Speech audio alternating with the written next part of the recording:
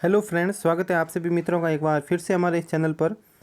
तो आज हम पंचायती राज और नगरीय सुशासन से संबंधित जो चैप्टर चल रहा है हमारा, उसका पहला भाग मैंने कल ही अपलोड किया था।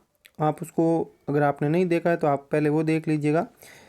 इस जो राजस्थान का सबसे महत्वपूर्ण टॉपिक है, राजस्थान पॉलिटिका, पंचायती राज और नगरीय सुशासन, इस चैप्टर से प्रत्येक एग्जाम में, चाहे आप first grade, second grade, video, Rajasthan police या कोई भी एग्ज़ाम जिसकी आप तैयारी कर रहे हैं और राजस्थान का है, तो उसमें अगर राजस्थान की राज व्यवस्था और प्रशासनिक व्यवस्था ये सब्जेक्ट हैं आपके अगर, तो फिर आपको ये टॉपिक और इस वीडियो को ज़रूर देखना चाहिए। जैसा कि कल हमने कंसेप्ट को बिल्कुल बेसिक से समझा था, जिसमें सबसे पहले तो इसका इतिहास देखा था। उसके बाद में केंद्र सरकार के द्वारा जो गठित समितियां थी, जिसमें बलवंत राय मेहता समिति,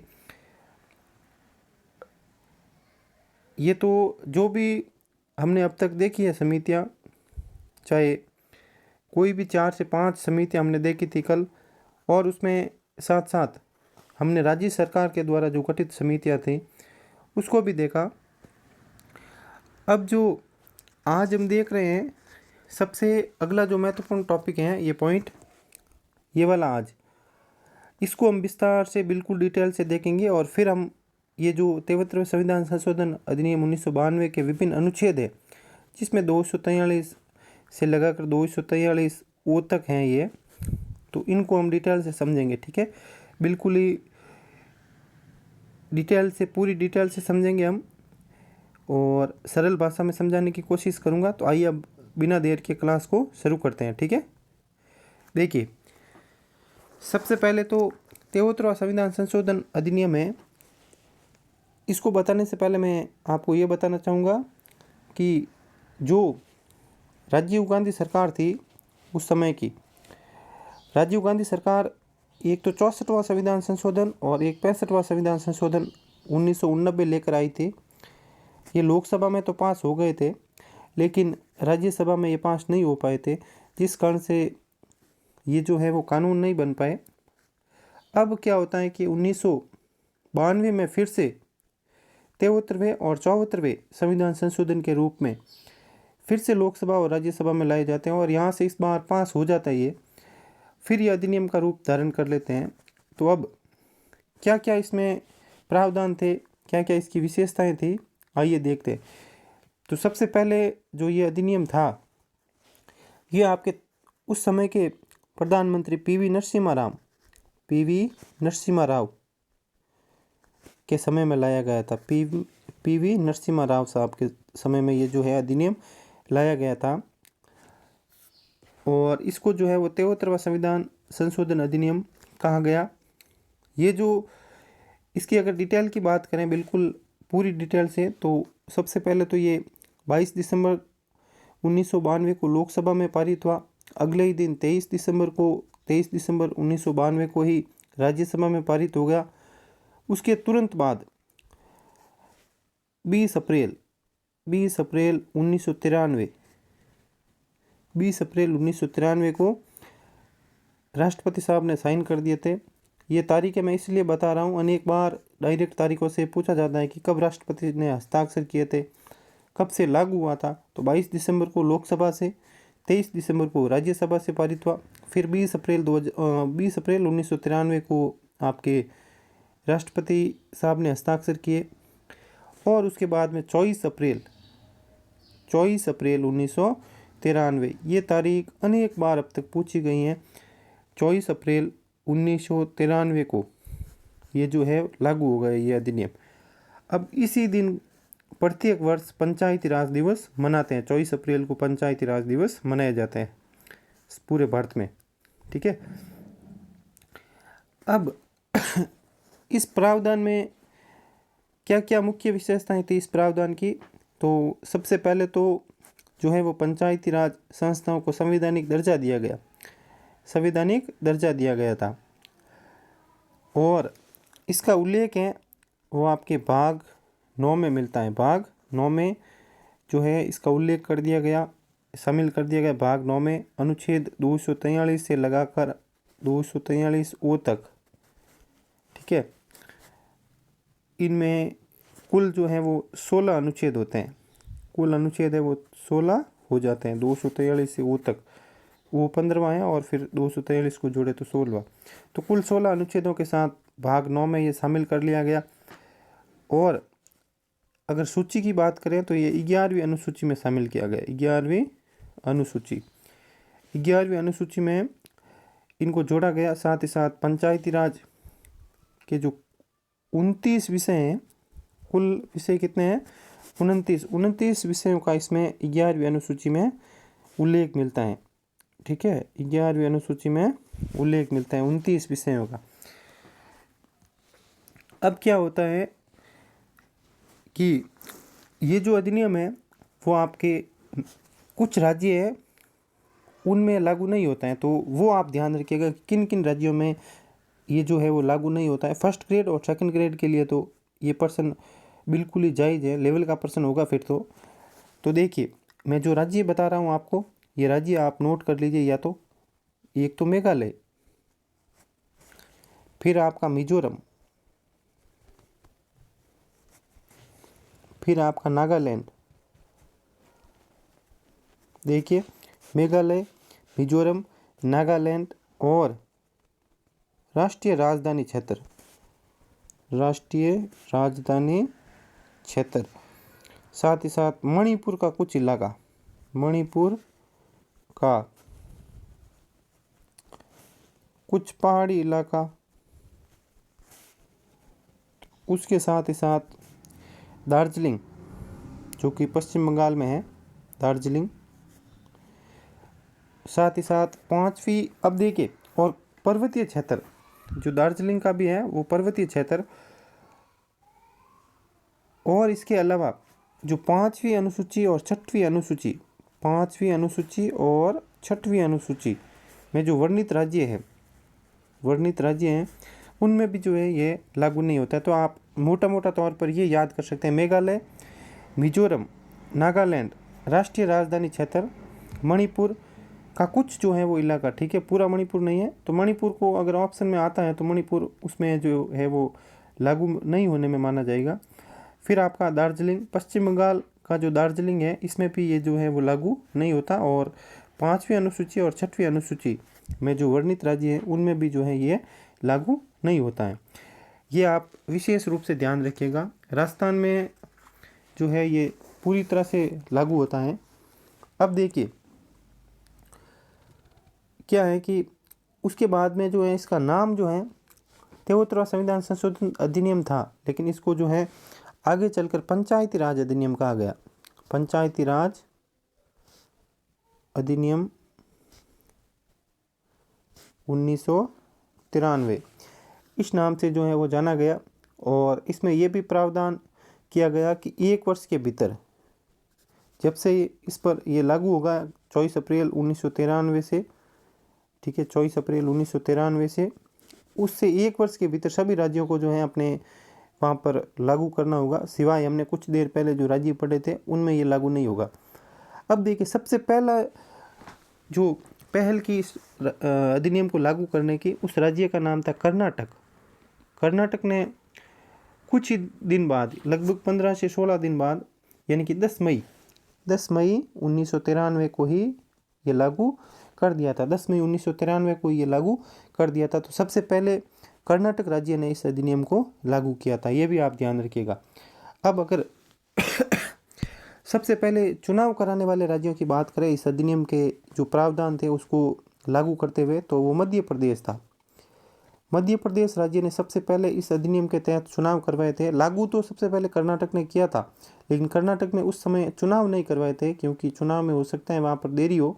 तो सबसे पहले लागू करने के तुरंत बाद जो है वो मध्य प्रदेश ने इस नए अधिनियम के तहत, भारत में वह राज्य हैं जो इस नए अधिनियम के तहत सबसे पहले चुनाव करवाए थे। ठीक है, मध्य प्रदेश ने चुनाव जो है वो मई जून 1994 में ही करवा लिए थे। मई जून 1994 को वहाँ पर चुनाव करवाए गए इस अधिनियम के नए प्रारूप के तहत।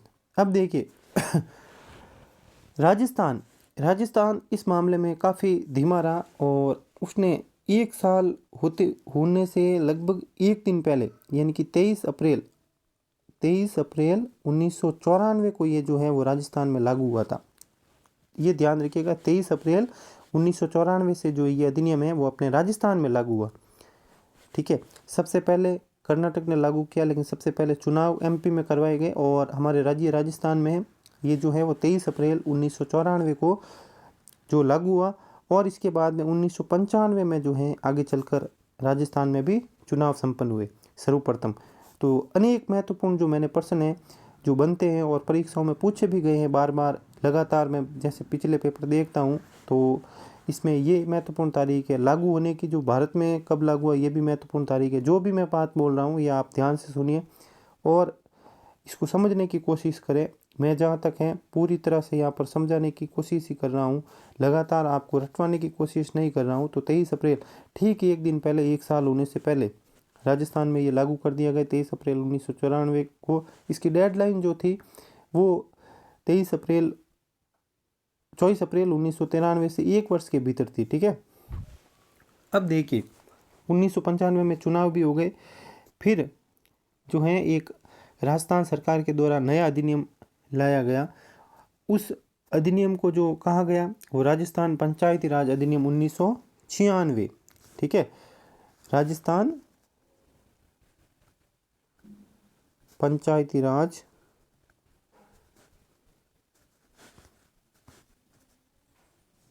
अधिनियम 1994 के तहत ही राजस्थान पंचायती राज नियम लाए गए थे 1996 में, राजस्थान पंचायती राज नियम। ये ध्यान रखिए, थोड़ा सा यहाँ पर आपको डाउट हो सकता है।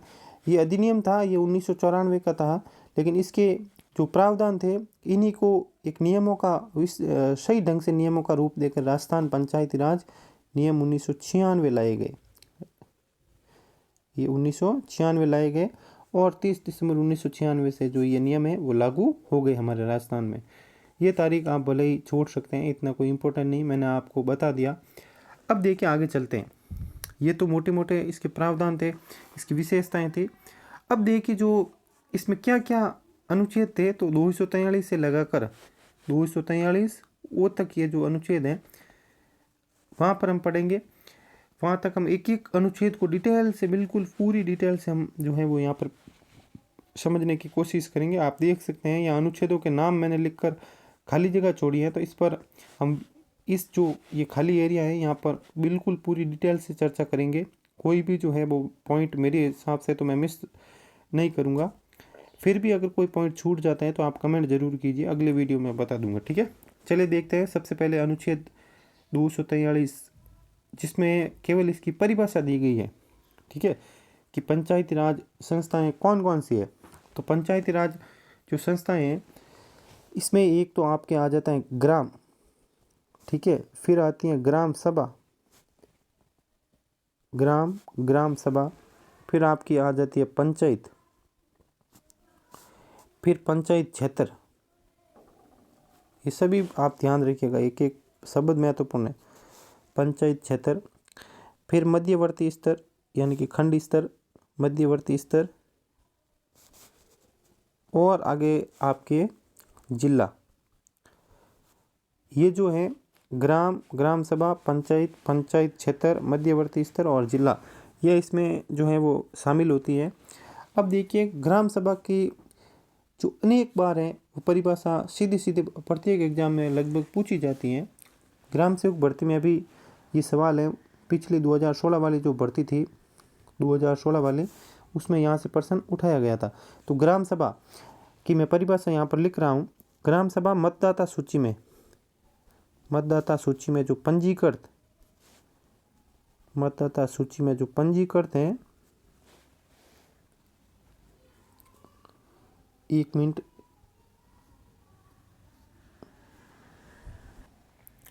हाँ तो देखिए इसमें जो पंजीकृत अपने मतदाता हैं, मतदाता सूची में पंजीकृत ग्राम के सभी मतदाता से ये जो है वो ग्राम सभा बनती है। ठीक है, यानी कि जो भी पंजीकृत मतदाता हैं उस सूची में जो भी वोट डालते हैं उन सभी को जो 18 वर्ष से ऊपर हो और वोट देते हो, यानी कि वो जो वहाँ के मतदाता हो, ऐसा नहीं है कि कोई भी 18 वर्ष का ऊपर हो और वो इस ग्राम पंचायत या ग्राम सभा का हिस्सा बन सकता है, तो ऐसा नहीं है।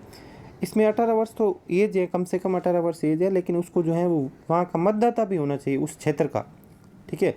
वहाँ पर रजिस्टर्ड होना चाहिए और मत देने का वो जो है वो अधिकार रखता हो, वही इस ग्राम सभा में गिना जाता है। अब देखिए, ग्राम सभा है, अगर आपको पूछे कि ग्राम सभा क्या है, तो ये ग्राम सभा है वो एक संवैधानिक इकाई है, ठीक है। इसको संविधान में इसका वर्णन किया गया है, इस कारण से ये जो है वो संवैधानिक इकाई मानी गई है, ठीक है।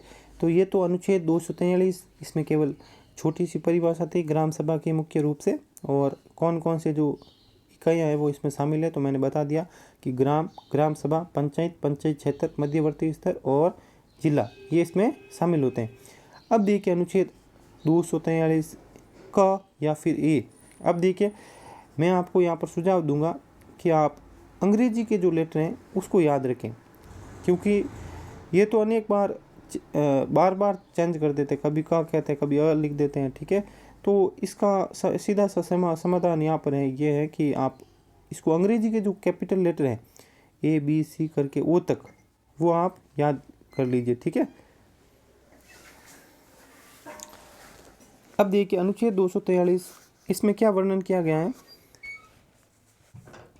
अब देखिए, इसमें ग्राम सभा का पूरी डिटेल से वर्णन किया गया है। इसमें देखो, ये है कि ग्राम सभा ग्राम स्तर पर ऐसी शक्तियों का जो प्रयोग और ऐसे कार्यों का पालन करेगी जो किसी विधानमंडल द्वारा, ठीक है, यहाँ पर विधानमंडल का विशेष ध्यान रखिएगा। सत्य असत्य कथनों में अनेक बार पूछा जाता है संसद, तो यहाँ पर संसद नहीं है, क्योंकि पंचायती राज है वो आपके राज्य सूची का विषय है, तो इस हिसाब से यहाँ पर विधानमंडल है। देखिए, ग्राम सभा ग्राम स्तर पर ऐसी शक्तियों का प्रयोग और कार्य करेगी जो विधानमंडल तय करेगी, और साथ ही साथ जो कार्य हैं वो आगे भी भविष्य में भी विधानमंडल ही तय करेगी। अगर किसी राज्य में विधानमंडल नहीं है, आपको पता ही होगा कि विधानमंडल में जो 2 सदन होते हैं, एक तो विधानसभा और एक विधान परिषद, अगर किसी राज्य में, जैसे हमारे राजस्थान में जो विधान परिषद अभी वर्तमान में नहीं है, तो फिर वहाँ पर विधानसभा तय करेगी कार्यों को, ठीक है, कि क्या क्या कार्य करने होंगे ग्राम सभा को, तो ये विधानसभा तय करती है, ठीक है। और ग्राम सभा को है वो आपका पंचायती राज का बुनियादी ढांचा कहा जाता है। ग्राम सभा को पंचायती राज का बुनियादी ढांचा भी कहा जाता है, ठीक है, ये भी ध्यान रखिएगा। अब देखिए, ग्राम सभा की बैठक है वो कौन बुलाता है, तो मैं आपको एक बार यहाँ से प्रश्न पूछ लेता हूँ एक बार। चलिए, आप अपनी तरफ से कोशिश करके सोचिए ज़रा। चलिए देखिए,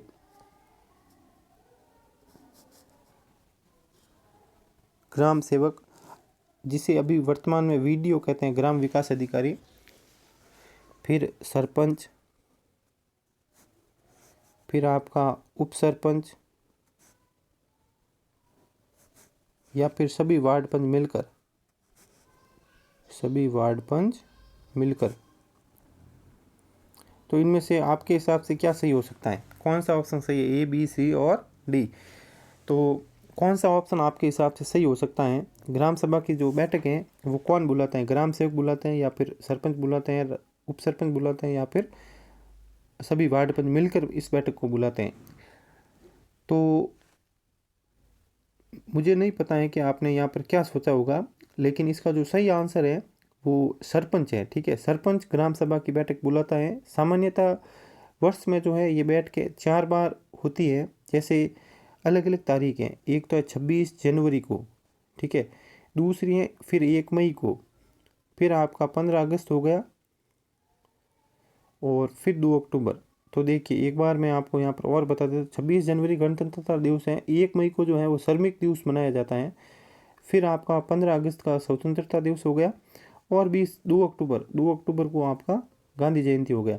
तो इन 4 दिनों के जो शुभ अवसर पर हैं ये बैठकें होती हैं, लेकिन यह भी साथ ही साथ प्रावधान किया गया है कि अगर इन तारीखों को बैठकें नहीं होती है तो फिर वर्ष में कम से कम 2 बार बैठक जरूरी है, ठीक है। 2 बार इन 4 तारीखों में से, या फिर कोई भी अलग तारीख हो, उसमें जो है वो बैठक 2 साल में 2 बार, यानी कि 6 महीने में 1 बार यहाँ पर बैठक होनी अनिवार्य है।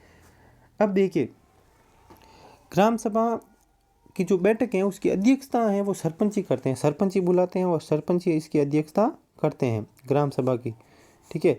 और अगर सरपंच उस समय अनुपस्थित हो किसी कारणवश या फिर बीमारी की वजह से, किसी भी छोटे बड़े कारण के हिसाब से अगर सरपंच वहाँ पर उपलब्ध नहीं हो तो फिर जो है अध्यक्षता उप सरपंच करेंगे, ठीक है। उप सरपंच उस गांव के जो हैं उस ग्राम सभा के उप सरपंच।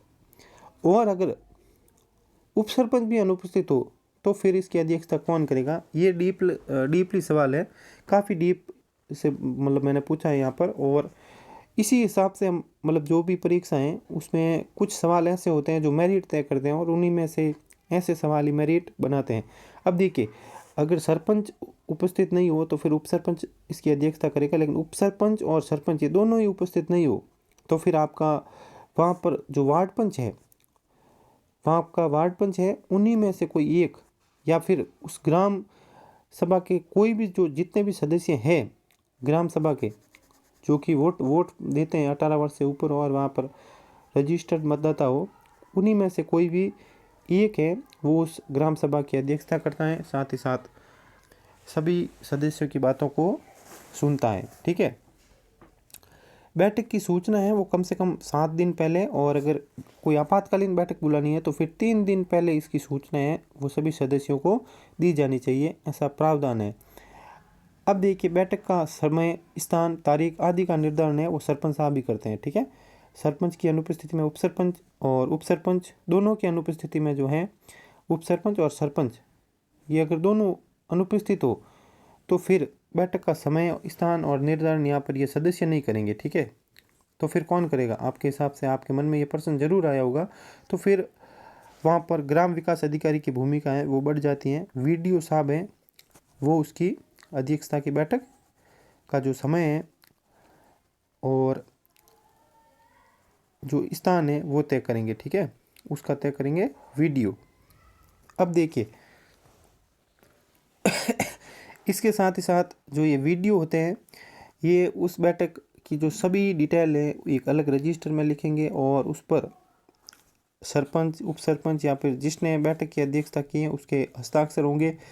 और इस बैठक में निर्णय है वो सर्वसम्मति और मतदान के द्वारा ही लिए जाते हैं, ठीक है। साल में कम से कम 2 बैठक जरूरी है, लेकिन सामान्य तौर पर 4 बैठकें होती है। अब देखिए, संयुक्त बैठक कब होती है? संयुक्त बैठक का भी प्रावधान किया गया है। इसमें यह कहा गया है कि जब एक ही ग्राम पंचायत के 2 गांवों के मध्य कोई भी सीमा विवाद या फिर कोई भी किसी भूमि को लेकर विवाद हो जाता है तो फिर संयुक्त बैठक बुलाई जाती है, ठीक है।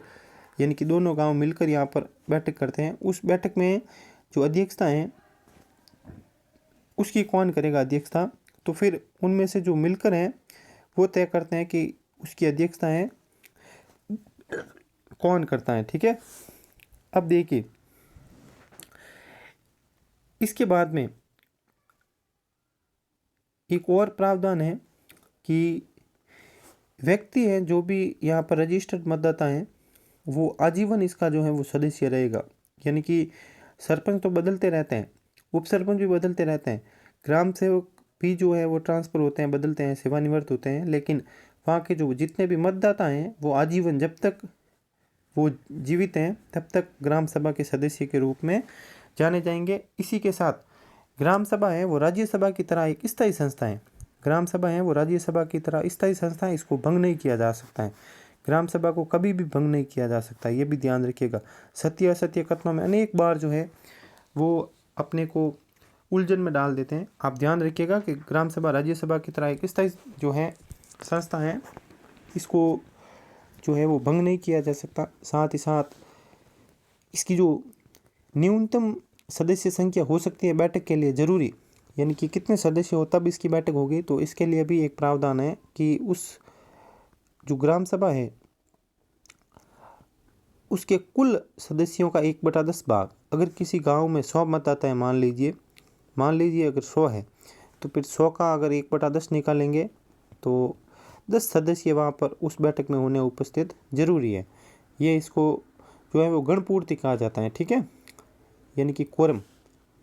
अगर कभी गणपूर्ति ना हो, मान लीजिए 10 सदस्य 100 पर अगर 10 नहीं आते हैं, अगर किसी गांव की जो 5,000 जनसंख्या है तो फिर 1/10 निकालेंगे तो 500 बैठते हैं। अगर 500 सदस्य वहाँ पर उपस्थित नहीं है उस बैठक में तो फिर 30 दिन के लिए जो है वो स्थगित कर दी जाती है बैठक को, और उसके बाद में पुनः बैठक बुलाई जाएगी। ठीक है। अब कोरम की पूर्ति की जिम्मेदारी है वो ना तो ग्राम सेवक की होती है और ना ही सरकार की, ये सिर्फ और सिर्फ जिम्मेदारी होती है सरपंच और वार्ड पंचों की। ठीक है। सरपंच लगातार 3 बैठकों में कोरम की पूर्ति नहीं कर पाता है अगर, तो फिर इनको जो है वो नोटिस जारी किया जाता है तथा उनको 2 और अवसर दिए जाते हैं। फिर भी अगर कोरम की पूर्ति नहीं कर पाता है तो उस पर जो है वो नियमानुसार कार्रवाई होती है, और उसको कार्रवाई से पूर्व उसे सुनिश्चित जो है वो निश्चित अवसर दिए जाते हैं। ठीक है।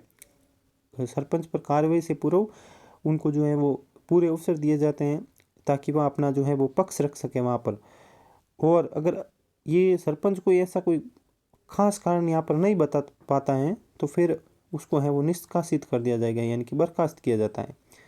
तो ये भी प्रावधान है कि सरपंच पर बड़ी जिम्मेदारी डाली गई है कि आप अपनी ग्राम सभा है उसके सभी सदस्यों को साथ लें और कम से कम 1/10 भाग उस बैठक में बुलाएं यहाँ पर, चाहे किसी गांव की जनसंख्या 3,000 है 2,000 है जो भी हो उसका 1/10 भाग।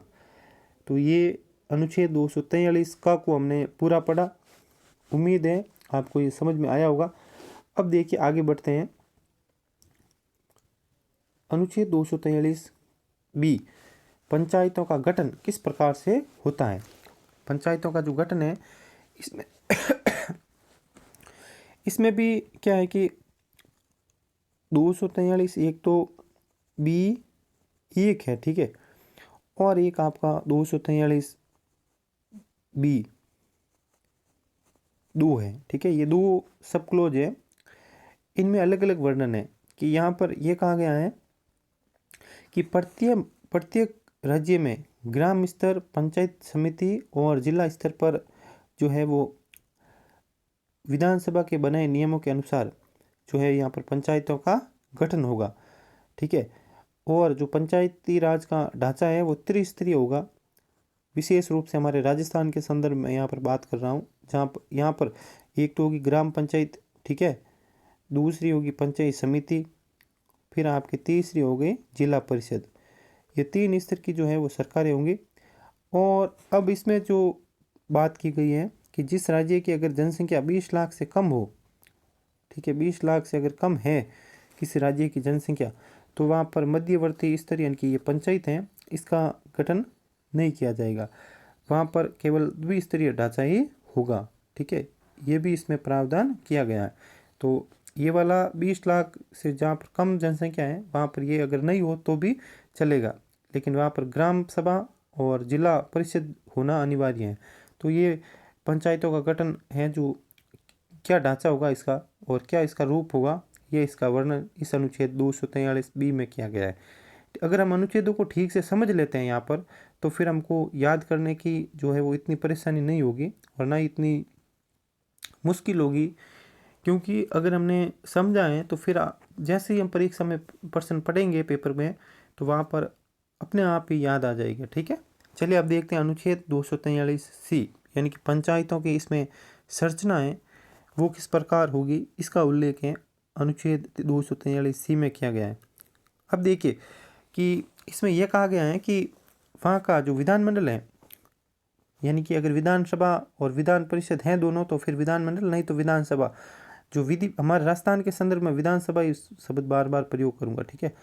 विधानसभा। ठीक है, हाँ विधानसभा। अब देखिए अगर वहाँ पर विधानसभा है तो विधानसभा है वो उसकी संरचना का प्रावधान और प्रारूप तय करेगा। ठीक है।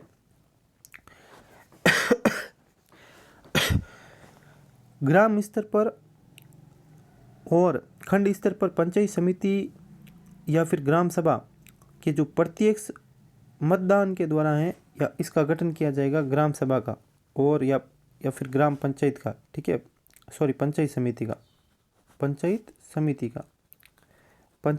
का या फिर ग्राम सभा का। ठीक है, ग्राम सभा का या फिर पंचायत समिति का जो गठन है वो प्रत्यक्ष मतदान के द्वारा होगा, जबकि जिला परिषद के सभी सदस्य जो है वो राज्य विधानमंडल द्वारा बनाई गई विधि या कानून के अनुसार चुने जाएंगे। अब देखिए, सरपंच का जो चुनाव है वो प्रत्यक्ष रूप से होता है और इसका जो प्रावधान है वो विधानसभा यानी कि विधानमंडल, अगर किसी राज्य में है विधान परिषद भी, तो वहाँ पर ये विधि बनाकर तय करते हैं। ठीक है। और उसके बाद में जो खंड स्तर है यानी कि पंचायत समिति, ठीक है, पंचायत समिति, इसकी जो अध्यक्षता है वो प्रधान करेगा। ठीक है, प्रधान, ठीक है, प्रदान करेगा। और साथ ही साथ जो जिला स्तर पर होगा जिला परिषद, उसका जो प्रमुख होगा वो जिला प्रमुख कहलाएगा। क्या कहलाएगा? जिला प्रमुख। ठीक है, जिला प्रमुख कहलाएगा। तो ये बड़ी बड़ी इसका एक मोटा मोटा सार था इस अनुच्छेद 243C का। और अब देखिए इन अनुच्छेदों 3 अनुच्छेद हमने पढ़े हैं, लगभग 30 मिनट हो रहे हैं, यानी कि एक माने एवरेज हमने 10 मिनट का और 9 मिनट, लगभग 9 से 10 मिनट का समय हमने इन 3 अनुच्छेदों को दिया है। तो मेरी कोशिश यही है कि वीडियो चाहे कितना भी बड़ा बन जाए उसकी कोई परवाह नहीं है, लेकिन कंसेप्ट है वो बिल्कुल क्लियर होना चाहिए और उम्मीद है आपको ये समझ भी आ रहा होगा।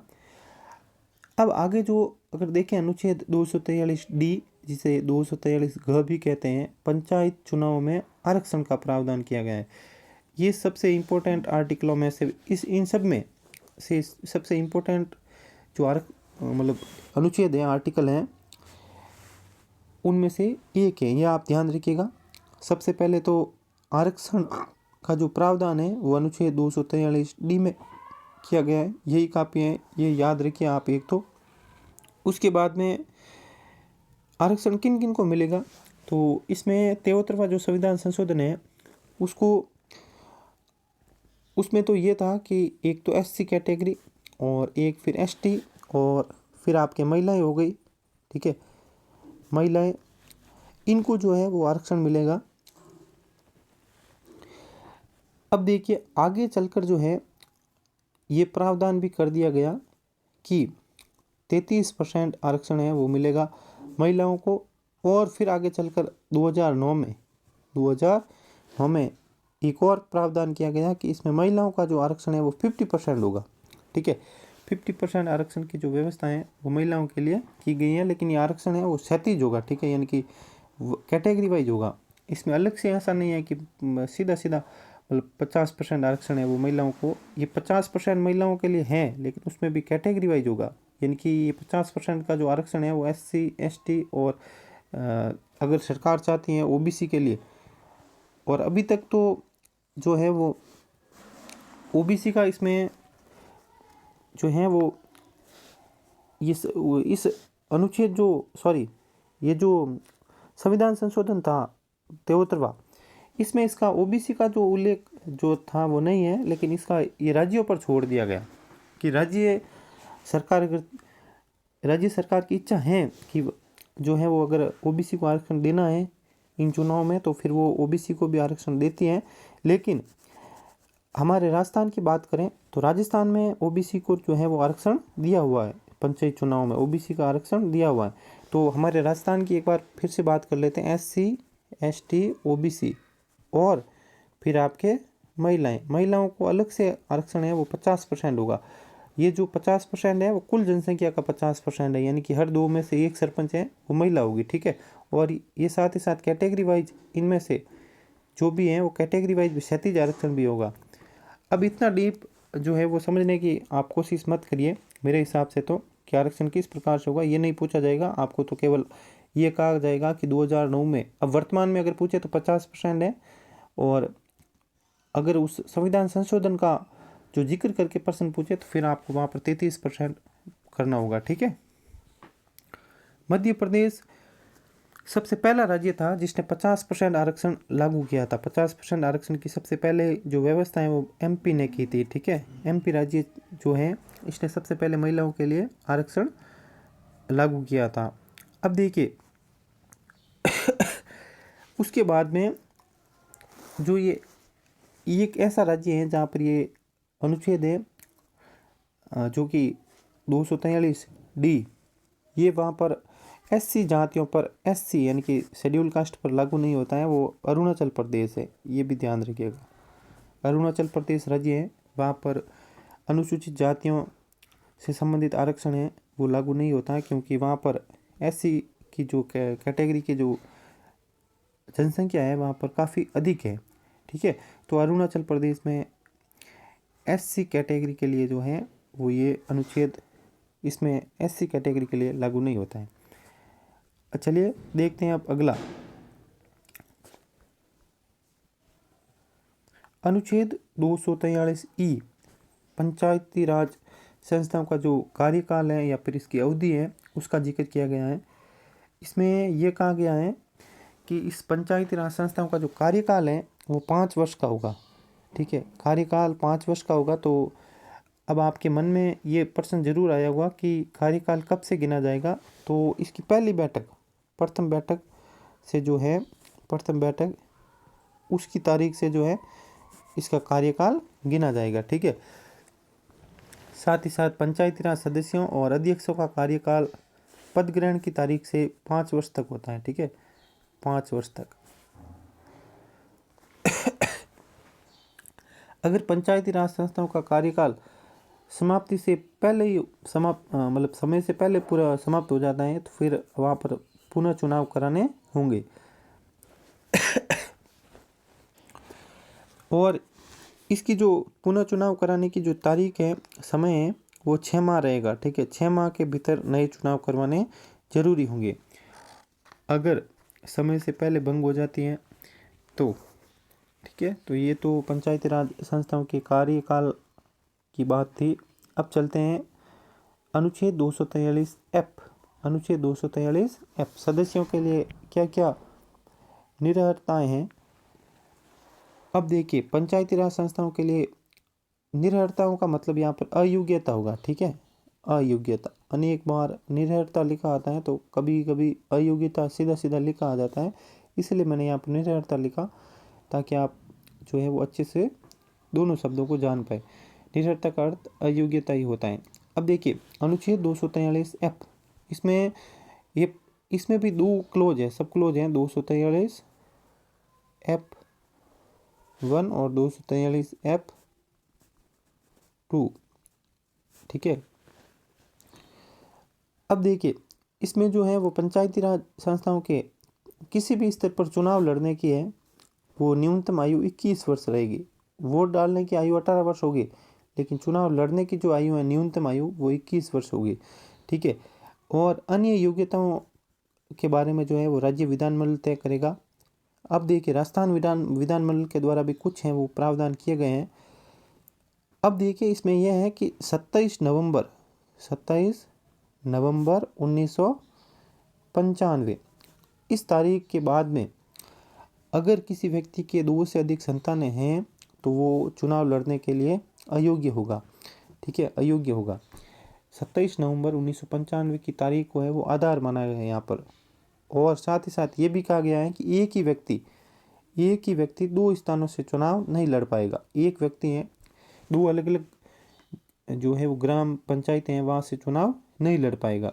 ठीक है, और चुनाव लड़ने के लिए संबंधित क्षेत्र है वहाँ का रजिस्टर्ड वोटर होना चाहिए, इनके मतदाता होना चाहिए, पंजीकृत मतदाता। इसके अलावा ये भी प्रावधान है कि जो ग्राम पंचायत का सदस्य है और वो चुनाव लड़ता है तो उसके लिए ये भी शर्त है कि वो विधानसभा या फिर संसद इसका सदस्य ना हो, और अगर है तो फिर वो पोस्ट खाली मानी जाएगी जो पहले थी। ठीक है, बाद वाली पोस्ट ही वो एक्सेप्ट की जाएगी। तो ये छोटे छोटे प्रावधान थे। इसकी तारीख आप याद रखिएगा कि 27 नवंबर 1995 को। अब इसके अलावा इसमें 243 F2 में ये प्रावधान है। इसमें प्रावधान ये है कि अगर किसी योग्यता या फिर अयोग्यता का जो है वो निर्णय करना है तो ये जो पर्सन है उस अधिकारी के सामने उठाया जाएगा जो राज्य विधानमंडल तय करेगी। ठीक है, तो ये मुख्य मुख्य बातें इस अनुच्छेद की थी। चलिए आगे बढ़ते हैं। अब देखिए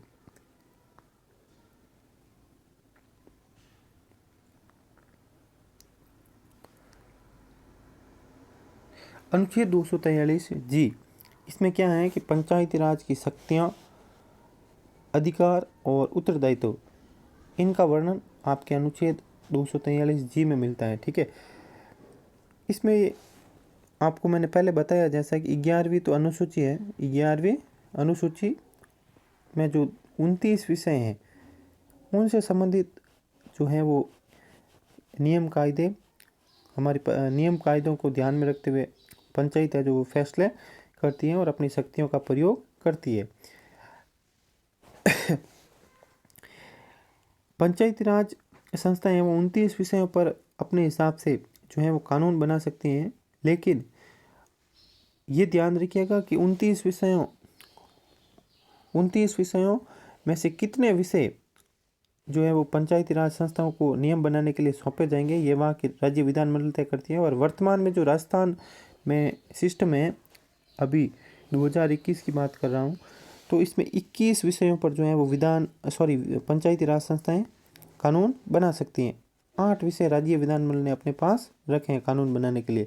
21 विषयों पर हैं वो कानून राज्य सरकार ने ये अधिकार दिया है ग्राम पंचायतों को कि वो इस पर कानून बना सकती है। ठीक है, तो ये ध्यान रखिएगा कि वर्तमान में 21 विषय हैं, लेकिन कुल जो विषय हैं 11वीं अनुसूची में वो 29 हैं जो कि पंचायती राज संस्थाओं से संबंधित है। ठीक है,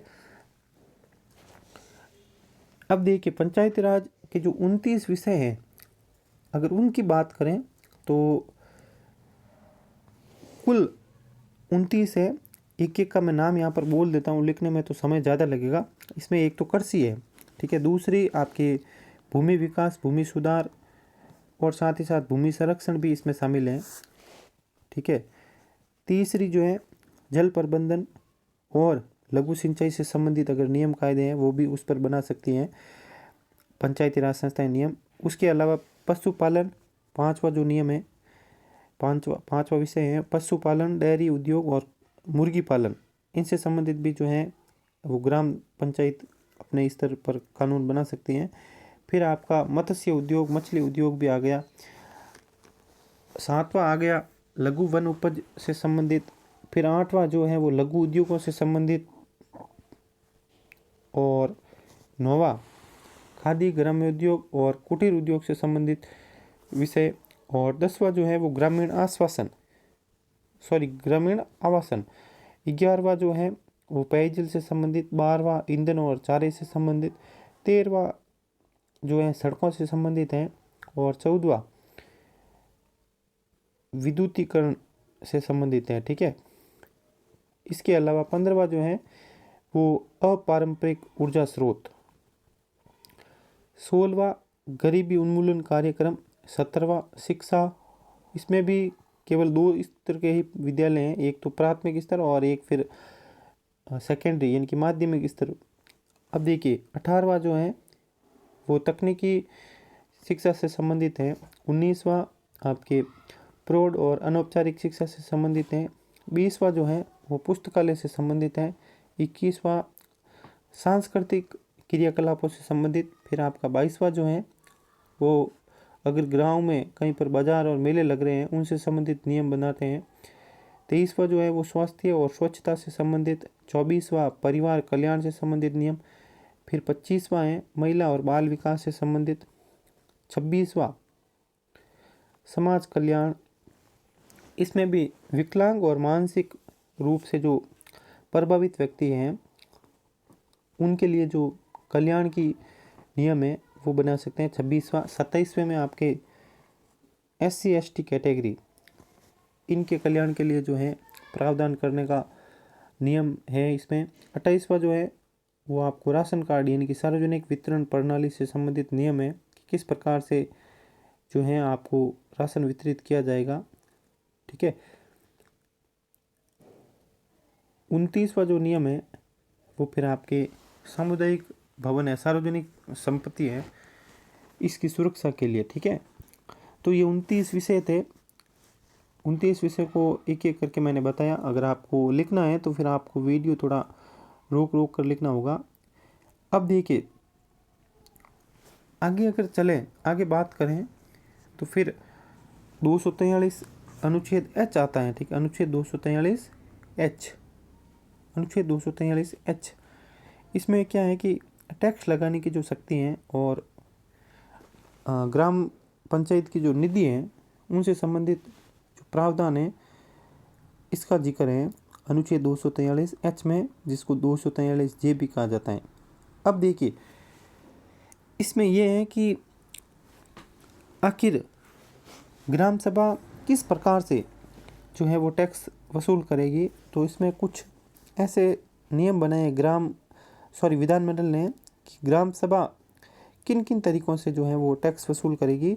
तो पंचायती राज संस्थाओं को कुछ विषय पर कर लगाने और शुल्क वसूलने की शक्ति है वो देती हैं। इसमें यह है कि एक तो आप बाजार टैक्स, मार्केट टैक्स, ठीक है, बाजार कर, फिर है मेले का कर, मेला कर, पथ कर, रास्ते का कर, ठीक है, फिर आपका भूमि कर, फिर जल कर, फिर सिंचाई कर, और उसके बाद में स्वच्छता कर। ये इस प्रकार से जो कुछ कर है ये जो है वो ले सकती है हमारी ग्राम सभा हमसे, ठीक है।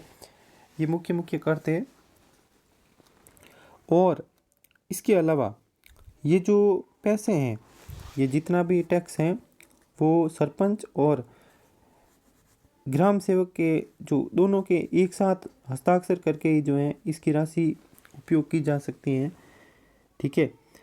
और इस राशि का जो उपयोग है उसी ग्राम सभा में होगा, उसी ग्राम पंचायत के विकास में होगा, किसी अन्य ग्राम पंचायत के विकास में नहीं होगा, ठीक है। तो ये इसमें अनुच्छेद 243 एच में था, ठीक है। अब देखिए अनुच्छेद 243 आई यानी कि अनुच्छेद 243 ज वित्त आयोग, वित्त आयोग का जो प्रावधान है वो आपका अनुच्छेद 243 आई में है। अनुच्छेद 243 आई में ये कहा गया है कि पंचायती राज संस्थाओं की वित्तीय स्थिति को सुधारने के लिए जो है वो राज्य वित्त आयोग का गठन किया जाएगा। और अब जो वर्तमान में राज्य वित्त आयोग जिसका मुख्यालय आपके जयपुर में है, ठीक है, ये जो इसका गठन है इसका अधिकार राज्यपाल को दिया गया है कि इसमें यह है कि राज्य का राज्यपाल 73वें संविधान संशोधन 1992 के लागू होने के 1 वर्ष के भीतर जो है वो राज्य वित्त आयोग का गठन करेगा। और साथ ही साथ ये भी प्रावधान है कि प्रत्येक 5 वर्ष में राज्यपाल हर बार नया एक वित्त आयोग का गठन करेगा, ठीक है। यानी कि कहने का मतलब है पहला तो प्रावधान ये था कि 1992 का जो ये अधिनियम है इसकी 24 अप्रैल 1993 की जो तारीख थी लागू होने के, उसके 1 वर्ष के भीतर राज्य वित्त आयोग का गठन करेगा। और उसके बाद में लगातार प्रत्येक 5 वर्ष में जो है वो एक नया वित्त आयोग का गठन राज्यपाल के द्वारा किया जाएगा।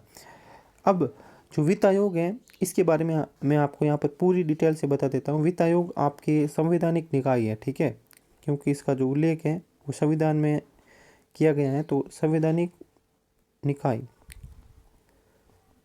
एक तो ये संवैधानिक निकाय है और इसका जो उल्लेख है वो भाग 9 में, क्योंकि ये सभी अनुच्छेद भी भाग 9 में ही है उल्लेखित है, उस हिसाब से आप इसको अलग से याद मत कीजिए, ये भाग 9 में ही होगा। तो फिर इसमें जो इसकी संरचना क्या होगी, तो इसका एक तो होगा अध्यक्ष, एक तो क्या होगा अध्यक्ष, और इसमें 4 सदस्य होंगे, 4 सदस्य, एक अध्यक्ष, 4 सदस्य, भाग 9 और संवैधानिक निकाय है, ठीक है। और इसका जो कार्यकाल है वो 5 वर्ष होगा। इसकी नियुक्ति जो भी सदस्य और अध्यक्ष हैं इनकी नियुक्ति राज्यपाल करेगा। और वित्त आयोग की रिपोर्ट है जो कि प्रत्येक 5 वर्ष में राज्यपाल को दी जाएगी। इसकी रिपोर्ट विधानमंडल में राज्यपाल रखवाता है, ठीक है। विधानमंडल में जो राज्यपाल है इसकी रिपोर्ट रखवाता है और साथ ही साथ उसके बाद में विधानमंडल है उस पर बहस कर सकता है, चर्चा कर सकता है, ठीक है। इस जो वित्त आयोग है इसके गठन का उद्देश्य यही था कि पंचायतों की जो वित्तीय स्थिति है उसकी समीक्षा समय समय पर होती रहे सरकार के लिए, और उस पर जो रिपोर्ट है वो सरकार को लगातार मिलती रहे, जिसमें और सुधार किया जा सके। ठीक है। और जो ये एक बात आपको मैं बताना भूल रहा हूँ यहाँ पर, ये है कि इसमें जो इसकी जो संरचना है, ठीक है, इसकी संरचना और अध्यक्ष और सदस्यों की जो नियुक्ति है, तो योग्यता और चयन प्रक्रिया होगी, इसका जो निर्धारण है वो राज्यपाल नहीं करता है, राज्य विधानमंडल करता है। ठीक है, ये भी आप ध्यान रखिएगा।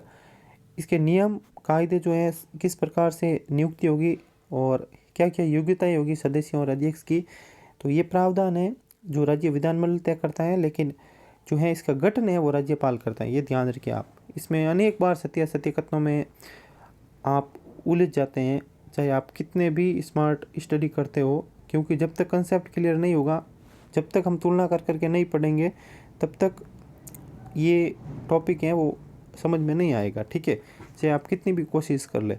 और मेरा आपको यही सुझाव है कि ये वीडियो देखने के बाद आप इन अनुच्छेदों को फिर से पढ़ें, और मैं दावे के साथ कह सकता हूँ कि इसमें एक भी जो पॉइंट है वो मिस नहीं होगा।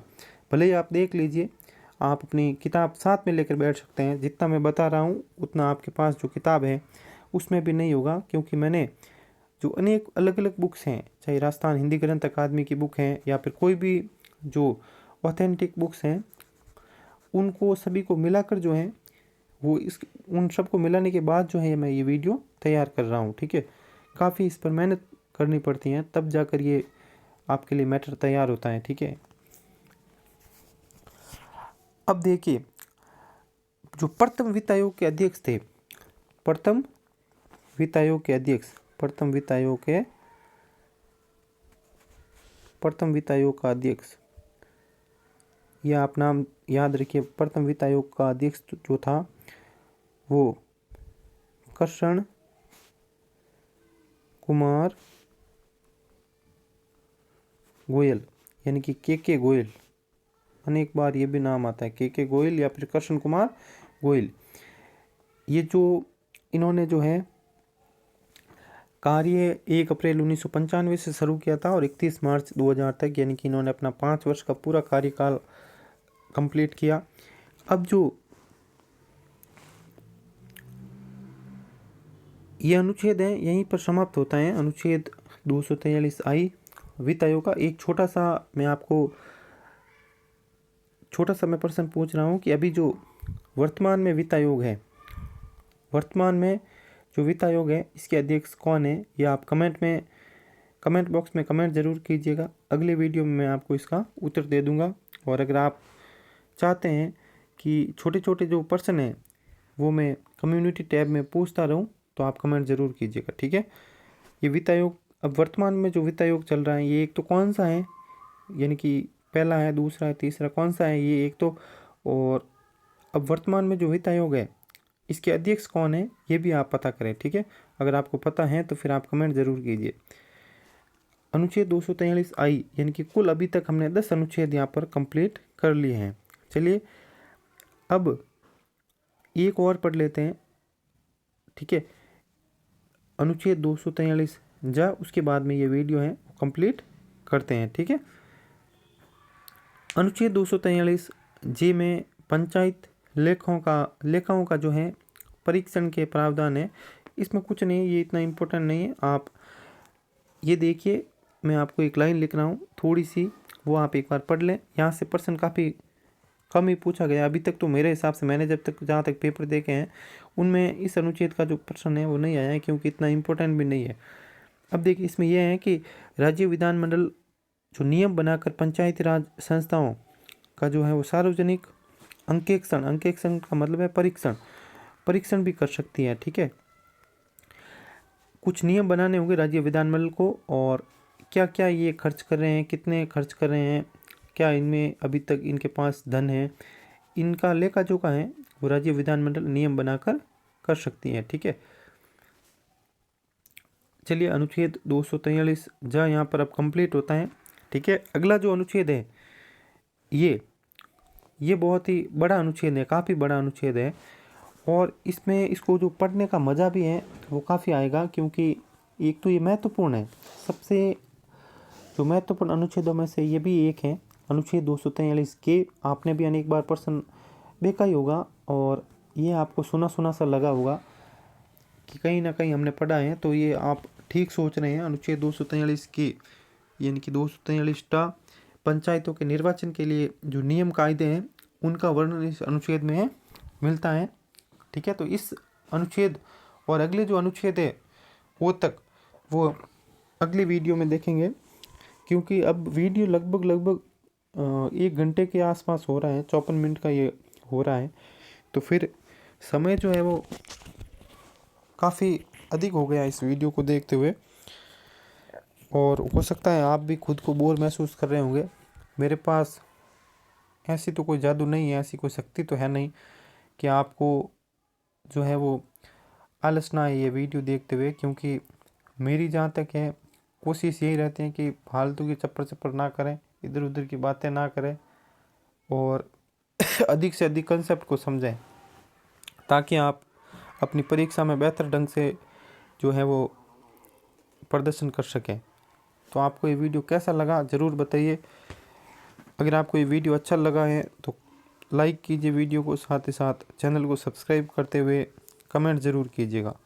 मिलते हैं नेक्स्ट वीडियो में, तब तक के लिए थैंक यू। जय हिंद।